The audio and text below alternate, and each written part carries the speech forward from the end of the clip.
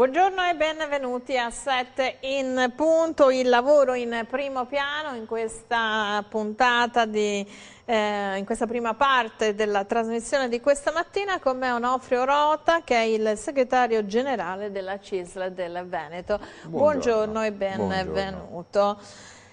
Lavoro, un tema mai come in questo momento pressante, proprio perché sono cambiate le necessità, le richieste, i bisogni da parte dei lavoratori, ma anche da parte dei datori di lavoro. Mi verrebbe da dire che forse alle volte hanno bisogno anche i datori di lavoro di un sindacato che in qualche modo li tuteli.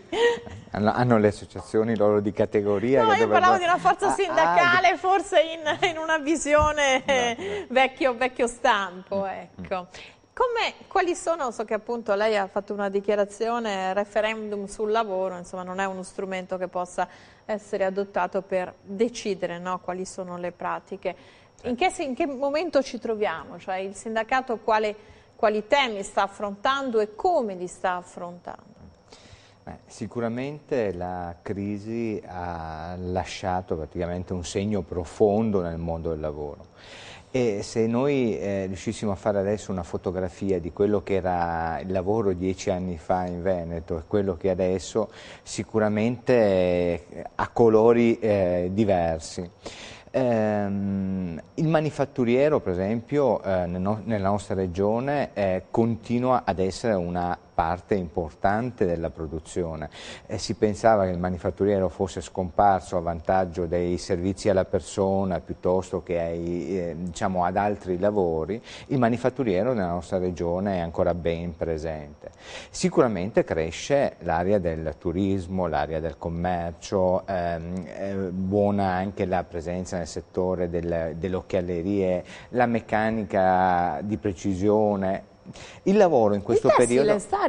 Lei arriva dall'area trevigiana, no? Il tessile sta ripartendo o quella manovra di una grande azienda che in qualche modo ha fatto la sua fortuna anche utilizzando un territorio, perché parlo del gruppo Benetton, ha riportato un po' di produzione a Castrette. Questo è sintomatico di una ripresa generale del settore tessile o è solo una linea produttiva legata ad un maglione X? Sì. No, sicuramente per il settore tessile diciamo, non ci sarà uno spazio enorme. Oggi vincono in quel settore del tessile solo le aziende che riescono ad assestarsi su posizioni produttive di qualità, per cui con marginalità importanti. Ormai la competizione nel campo tessile è così elevata che è difficile riportare segmenti di produzione. Ritornando al tema dell'occupazione, il Veneto durante questi anni ha perso circa 100.000 posti di lavoro. Per cui il colpo è stato forte, deciso nel mondo del lavoro. Siamo riusciti in questi ultimi anni a recuperarne circa 50.000. Ancora 50.000 lavoratori sono in quella fase di o godono di strumenti di ammortizzatori sociali in attesa di riessere riammessi nel circuito produttivo o praticamente rischieranno di essere ricollocati in altre attività lavorative. Lei parla di ammortizzatori sociali. Io ho la sensazione proprio da giornalista che spesso nel seguire alcune trattative sì, c'è un percorso di ammortizzatore sociale che può essere la mobilità, i famosi 3 anni, ma alla fine di questi 3 anni, no, ogni tanto ci viene voglia di andare a vedere dove queste persone sono finite. E vedo poche riconversioni strutturali, un po' qualcuno si riconvertono a fare lavoretti alle volte, ecco. C'è una continuità, no? Perché finché c'è l'avvertenza sindacale si evitano i licenziamenti oppure sì, si accompagna con la mobilità o la cassa integrazione alla fuoriuscita del lavoratore. Poi che fine fa? Perché 3 anni passano anche in fretta e se parliamo di gente che ha 50 anni e visto che bisogna andare in pensione a 66, questo flusso dove finisce? È una curiosità.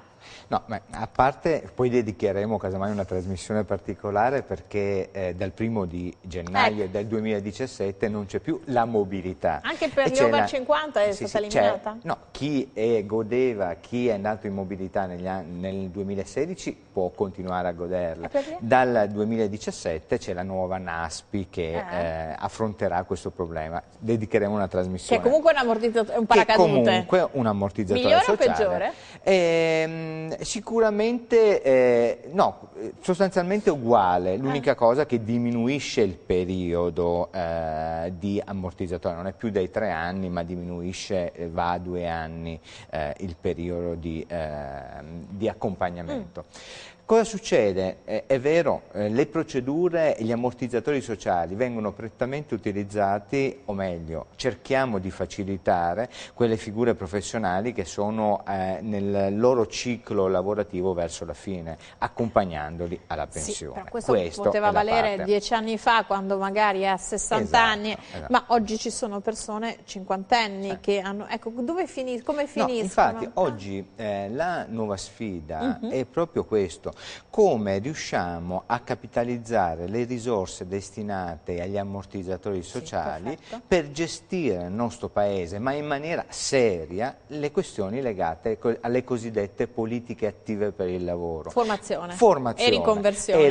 Vera però. Vera, esatto. Non funziona? Soltanto strumenti per tenere a casa il lavoratore, perché in quel caso se deve raggiungere la pensione forse se lo sente anche meritato quel riconoscimento, quell'ammortizzatore. Invece per una persona che ha 50 anni, invece avere la possibilità nel pieno del vigore lavorativo di riconvertirsi, di riformarsi, questa è la nuova sfida. Infatti anche con la Regione stiamo intraprendendo sempre di più questo argomento, stiamo affrontando sempre di più questo argomento sulle politiche attive del lavoro. Tra l'altro noi vorremmo anche collegare in maniera più strutturata l'attività dei centri per l'impiego con le politiche di riqualificazione del personale. Questa sarà la nuova sfida, perché il tempo che tra la perdita del lavoro e l'andata in pensione sarà sempre più lungo, e il lavoratore deve avere la capacità anche di sapersi rimotivare, riqualificare e inserirsi. Ma se uno perde il lavoro, se va al centro per l'impiego, funziona cioè come funziona? Perché io il centro per l'impiego lo vedo come un'entità in cui uno va a dire sono disoccupato.